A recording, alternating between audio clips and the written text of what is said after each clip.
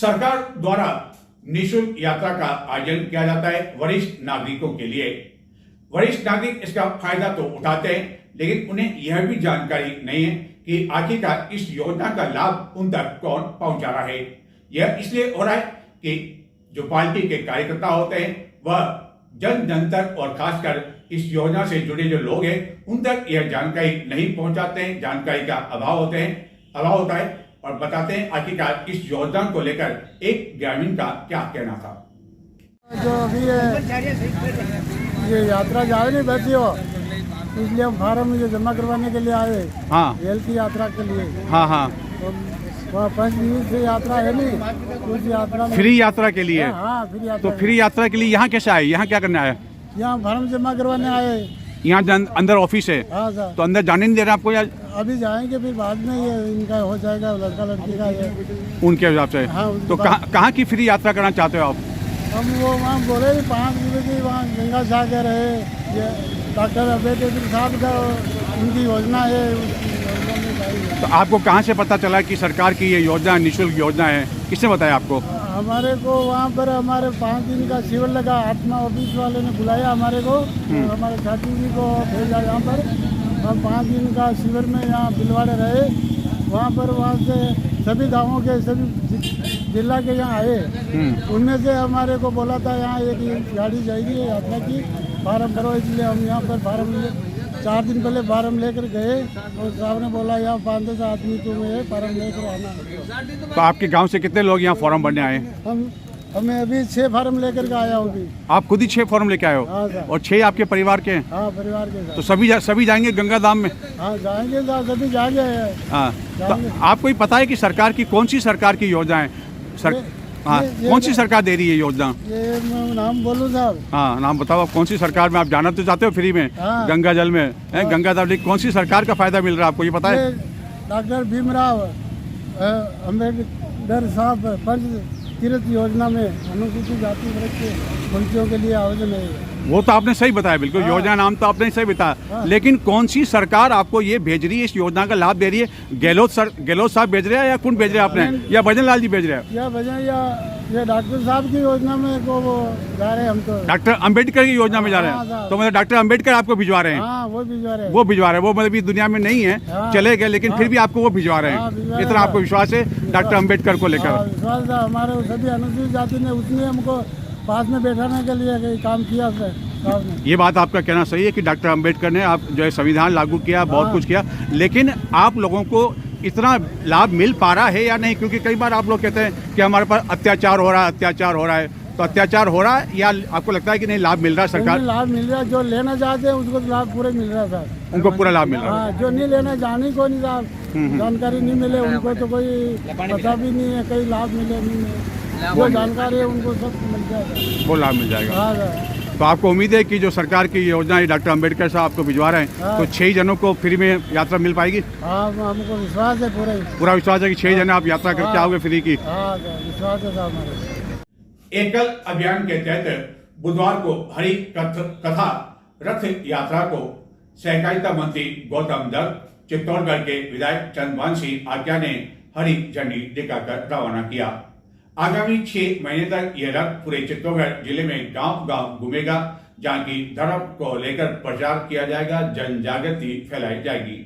रथ को रवाना करने के पश्चात सहकारिता मंत्री गौतम दत्त ने पत्रकारों से बातचीत करते हुए कहा कि चित्तौड़गढ़ में सरस डेयरी का जो बोर्ड है वह अल्पमत में आ गया है। सरकार अब कभी भी कार्रवाई कर सकती है। जीएसटी को लेकर भी उन्होंने चर्चा की। सूरत माली का जो प्रकरण है उसको लेकर भी उन्होंने पत्रकारों से चर्चा की। हरि ओम स्वस्ति नः इंद्र वृहस्पतिः स्वस्ति नः पूर्वा विश्ववेदो यारिष्ठनेमि स्वस्ति नः बृहस्पति दधातु।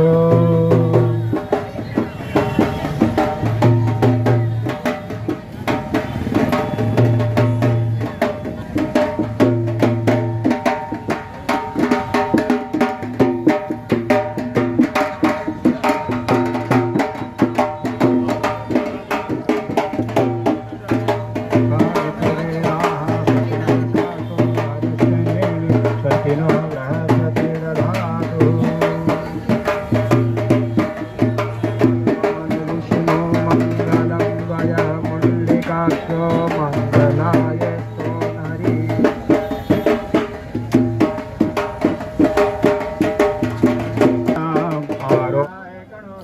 बुधवार को कलेक्ट्रेट चौराहे पर एकल अभियान के हरि कथा रथ को पूजा अर्चना करने के बाद सहकारिता मंत्री गौतम दत्त एवं चित्तौड़गढ़ के विधायक चंद्रभान सिंह आकिया ने केसरिया ध्वज दिखाकर रवाना किया। यह रथ आगामी 6 माह तक चित्तौड़गढ़ जिले के अलग अलग गांवों में घूमकर धर्म, संस्कार और सामाजिक जागरण का प्रचार करेगा। एकल अभियान के अधिकारियों के अनुसार संगठन द्वारा पंचमुखी शिक्षा के माध्यम से समाज में जागरूकता फैलाने का काम किया जा रहा है, जिसके तहत राजस्थान में इस तरह के अन्य हरि कथा रथ के माध्यम से लोगों में राम कथा और अन्य धार्मिक कथाओं के द्वारा संस्कार और धर्म के प्रति आस्था जगाने का काम किया जा रहा है। सहकारिता मंत्री ने इस अवसर पर कहा कि यह अभियान धर्म के प्रचार एवं समाज जागरण के लिए एक अच्छा कदम है। रथ को रवाना करने के बाद सहकारिता मंत्री ने GST की दरों में की गई कमी को लेकर चर्चा करते हुए कहा कि पूरे देश को दीपावली पर लोगों को एक बड़ा तोहफा दिया गया। इससे महंगाई में कमी आ सकेगी। नवरात्रि की अच्छी शुरुआत हुई। सरस डेयरी बोर्ड के बारे में चर्चा करते हुए उन्होंने कहा कि यह अल्पमत में आ चुका है एवं सरकार द्वारा जो भी नियम के अनुसार होगा कार्रवाई होगी, वह कदम उठाया जाएगा। धर्म परिवर्तन के लिए राजस्थान सरकार द्वारा लाए गए बिल की चर्चा करने पर उन्होंने कहा प्रलोभन, लव जिहाद और तुष्टीकरण जैसी घटनाओं पर रोक लगाने के लिए इस तरह का बिल लाना आवश्यक था। जागरण द्वारा ये अभियान की शुरुआत की गई। ये रथ जो है 6 महीने तक चित्तौड़ जिले में रहेगा, गांव-गांव जाएगा और धर्म का प्रचार और प्रसार करेगा।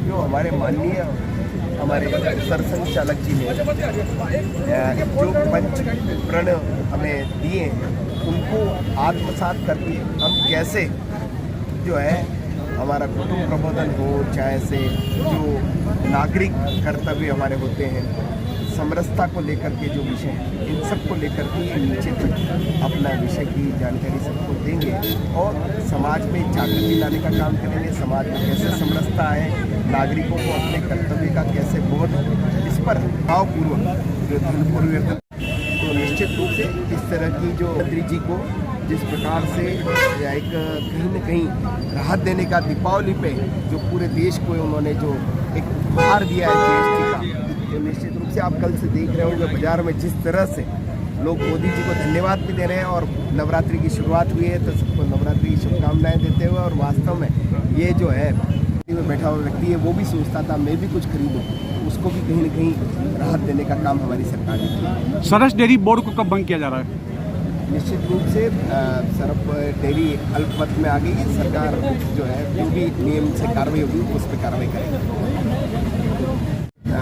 सूरज माली के साथ हम हैं, उसके उपचार के लिए भी हम चिंता कर रहे हैं और निश्चित रूप से जो भी दोषी होगा उस पर कार्रवाई करने का काम सरकार करेगी। आज के आनंद की गंगे हर नर्मदे हर जटा संजरे हर ओम नमः पार्वती पते हर हर महादेव।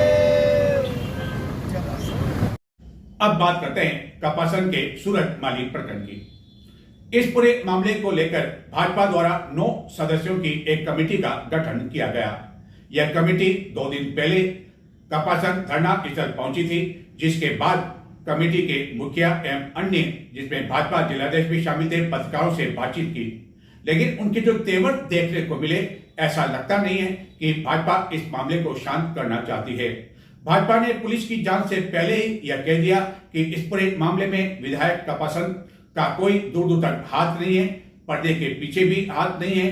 वहीं उनका कहना है, यानी कि दल का कहना है कि इस पूरे मामले का राजनीतिकरण कर दिया है, कांग्रेस को कोई काम नहीं है, जिसके कारण यह मामला उठाया जा रहा है और मंच पर गुंडे बिठा दिए गए। इतना गंभीर आरोप भी सदस्यों द्वारा लगाया गया और भी कई आरोप लगाए गए। अब आप सुने कि क्या कहा उन्होंने आखिरकार। क्या इस तरह के आरोप से इस पूरे मामले में शांति लाई जा सकती है? शायद नहीं। वहीं दूसरी ओर मुस्लिम समाज ने भी इस आंदोलन को समर्थन देने की घोषणा की। हनुमान बेनीवाल जो कि सांसद है वह भी 27 सितंबर को धरना स्थल पर आकर संबोधित करेंगे।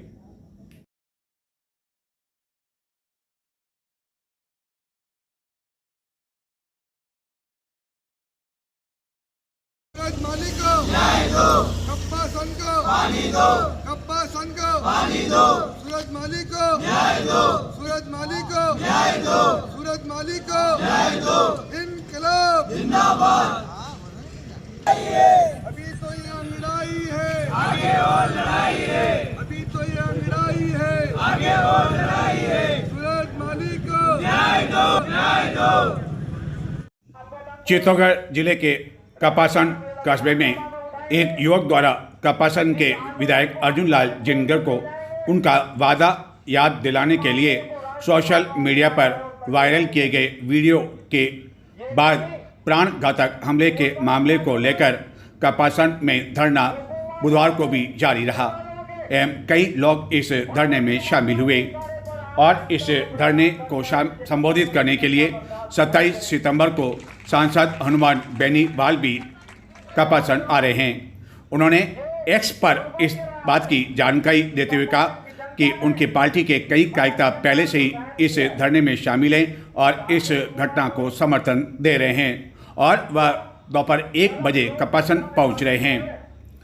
जिसके बीच पूर्व मुख्यमंत्री अशोक गहलोत ने अहमदाबाद जहां की सूरज माली का उपचार चल रहा है वहां पर चिकित्सकों से उसके उपचार की न केवल जानकारी ली, आर्थिक सहायता भी उपलब्ध करवाई एवं परिजनों को ढांढस बंधाया और कहा कि इस बात की चिंता करने की कोई आवश्यकता नहीं है कि पैसों की कमी के कारण उपचार अच्छा नहीं हो पाएगा। उन्होंने कहा कि उपचार बेहतर तरीके से होगा। हालांकि चिकित्सकों ने बताया कि जितनी चोटें आई है उसके कारण उसे छुट्टी देने में समय लग सकता है।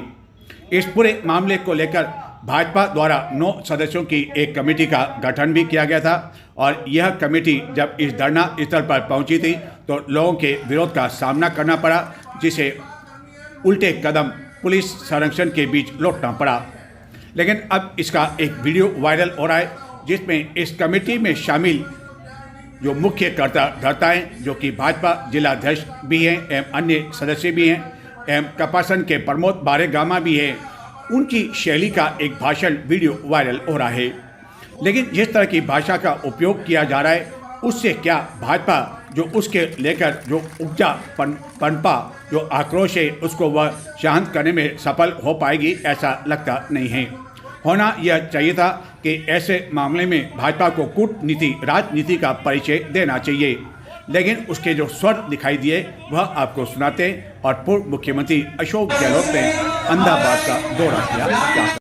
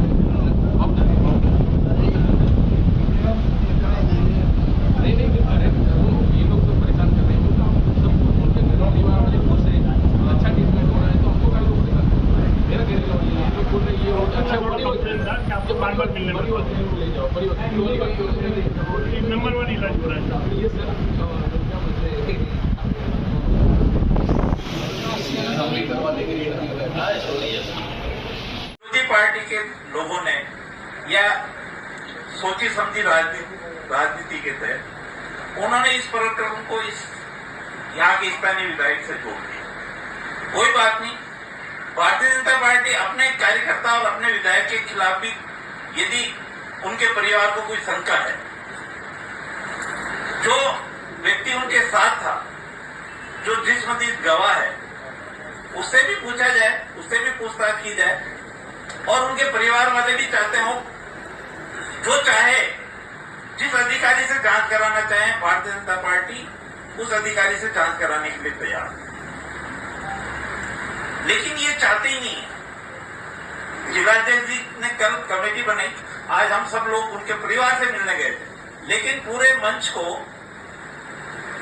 कांग्रेस के पदाधिकारियों ने घेर रखा है। वो चाहते ही नहीं सूरज माली के साथ जो घटना हो गई, लेकिन ये घटना में उस सूरज माली के परिवार को कोई फायदा नहीं हो, सूरज माली और उसका परिवार बर्बाद हो जाए, उसकी नौकरी नहीं लगे। वो अपनी इस आड़ में विरोधी पार्टी के लोग रोटी सेक रहे हैं, अपनी राजनीति कर रहे हैं, अपना स्टैंड जमा रहे हैं। ये गलत है। मैं राजनीतिक कार्यकर्ता जरूर हूं, लेकिन इस नगर का भी हूं, उस परिवार के प्रति सद्भावना रखता हूं और उससे जुड़ा हुआ भी हूं। उस परिवार को बर्बाद हम लोग नहीं होने देंगे। बाहर के लोग आकर के यहाँ राजनीति कर रहे हैं और उसको पूरा कवर कर रखा है। वो कहना था इलाज के लिए आपने, अरे भाई आज तो ये इलाज के खर्चे की बात होनी नहीं चाहिए। पूरे मुख्यमंत्री और पूर्व कैबिनेट मंत्री ने पूरे खर्चे की जिम्मेदारी ली है, फिर आप खर्चे की क्यों मांग रहे हो? ये राजनीतिक मंच से उन्होंने केवल कह के चले गए हैं, उसके पास अभी तक एक पैसा नहीं पहुंचा है। तो राजनीति कौन कर रहा है? भारतीय जनता पार्टी कर रही है, कांग्रेस पार्टी कर रही है। इस बात को हम पब्लिक में कहना चाहते थे। मैं पूरी बात कहता, मैं मंच पे खड़े होकर के भाई उस बच्चे के साथ जो घटना घटी वो बहुत बुरी है और उसके यहाँ राजनीति मत करो, उसको लाभ दिलाने का प्रयास करो और आगे भी ऐसी जांच हो, निष्पक्ष जांच हो कि आगे इस एरिया में ऐसी घटना नहीं हो। ये बात कहने वाला था, उन्होंने मंच अपना माइक खींच लिया। आज ये जो माइक था वो केवल उसका अधिकार नहीं था, कांग्रेस पार्टी का अधिकार, सर्व जाति का मंच था वो, और वो अपनी दादागिरी से गुंडे लग रखे हैं और दादागिरी से धक्का मुक्की कर रहे हैं। ये अच्छी बात हो रही। हम कहने वाले थे कि भारतीय जनता पार्टी के ऊपर जो आरोप लग रहे हैं या भारतीय जनता पार्टी के एमएलए के ऊपर जो आरोप लग रहे हैं, वो जो चाहे जिस अधिकारी से चाहे, उनके समाज जिसके साथ ये घटना हुई है उस समाज के अधिकारी से जांच करवाने के लिए हम तैयार हैं। भाजपा के इन तीखे तेवर से यह तो अब स्पष्ट हो गया कि 9 सदस्यों की जो कमेटी इस पूरे मामले की तह तक पहुंचने के लिए बनाई गई थी उसका अब कोई औचित्य नहीं रहा, क्योंकि भाजपा ने तो अपनी जांच रिपोर्ट पहले ही तय कर रखी है। न किसी के बयान लिए, न कोई जांच की और अपनी बात कह दी। राज्य सरकार के निर्देशानुसार चित्तौड़गढ़ एवं पूरे राजस्थान में शहरी सेवा शिविर का इन दिनों आयोजन चल रहा है, जहां की बुधवार को नगर के कुंभानगर क्षेत्र में आयोजित शिविर का चित्तौड़गढ़ जिले की प्रभारी मंत्री मंजू बागवार ने निरीक्षण किया। इस निरीक्षण में उन्हें काफी समय पहले पहुंचा था, लेकिन वह देरी से पहुंची एवं इस शिविर में कई लोगों को मृत्यु प्रमाण पत्र, जन्म प्रमाण पत्र, पट्टे आदि वितरित किए जाने थे, लेकिन उन्हें यह कहकर काफी देर तक रोके रखा कि मंत्री जी आ रहे और मंत्री जी के हाथों से ही आपको यह दिए जाएंगे। आखिरकार मंत्री जी को कुछ न कुछ तो उपलब्धि दिखाई जानी थी, लेकिन उन लोगों का क्या कसूर जिन्हें अनावश्यक इस कारण लगभग 2 घंटे तक रोके रखा। राज्य सरकार ने एक अच्छी मंशा के साथ पूरे राजस्थान में आरंभ किया शहरी सेवा शिविर, ताकि एक ही छत के नीचे शहर के लोगों की विभिन्न समस्याओं का समाधान हो सके। इसी उद्देश्य से चित्तौड़गढ़ के चंदेरिया क्षेत्र में पहले यह शिविर नगर परिषद की ओर से आयोजित किया गया और उसके बाद कुंभानगर में बैडमिंटन हॉल में यह शिविर आयोजित किया गया और यहाँ पर आयोजित इस शिविर का बुधवार को अंतिम दिन था, जहाँ की प्रभारी मंत्री जो कि चित्तौड़गढ़ के दौरे पर आई थी वह भी पहुँची। लेकिन इस शिविर में कई लोगों को जन्म मृत्यु प्रमाण पत्र के साथ ही अन्य कई पट्टे दिए जाने थे। पट्टे बुधवार सवेरे ही तैयार हो गए थे, लेकिन कई लोगों को यह कहकर रोक दिया कि प्रभारी मंत्री आने वाली है, मंत्री जी आएंगी, उनके हाथों से यह पट्टे दिए जाएंगे, भाजपा नेता भी आएंगे, फोटो भी खींचे जाएंगे, वीडियो भी बनाए जाएंगे, तो कम से कम सरकार तक यह तो संदेश पहुंचेगा कि अच्छा काम हो रहा है। जिसके कारण कई लोगों को प्रभारी मंत्री का इंतजार करना पड़ा, भाजपा नेताओं का इंतजार करना पड़ा कि कब वह आएंगे और उनके हाथों से पट्टे दिए जाने का फोटो खींचा जाएगा और बाद में सरकार को अपलोड किया जाएगा कि चित्तौड़गढ़ में बहुत अच्छा काम हो रहा है। सवाल यह उठता है कि जब इतना अच्छा काम हो रहा है तो आखिरकार इस तरह का दिखावा क्यों किया जाता है, जिससे किरकिर की नौबत आती है। निम्बाड़ा पुलिस ने नाकाबंदी के दौरान 40 किलो से अधिक अवैध डोडा चूरा जब्त कर एक अभियुक्त को गिरफ्तार कर लिया, जिसे अग्रिम पूछताछ की जा रही है। सदर निम्बाड़ा थाना पुलिस ने नाकाबंदी के दौरान एक कार से 45 किलो अवैध डोडा चूरा जब्त कर बालोतरा जिले के 2 अभियुक्तों को गिरफ्तार किया। क्षमा करें, हमने एक अभियुक्त की जानकारी दी थी, लेकिन 2 अभियुक्तों को गिरफ्तार किया और उनसे पूछताछ की जा रही है। दोनों अभियुक्तों के नाम प्रभु राम बिश्नोई और किशोर सिंह राठौड़ बताया जाता है। उनसे पूछताछ कर यह पता लगाया जा रहा है कि यह अवैध डोडा चूरा कहां से लाया जा रहा था। ये थे आज के समाचार। नमस्कार।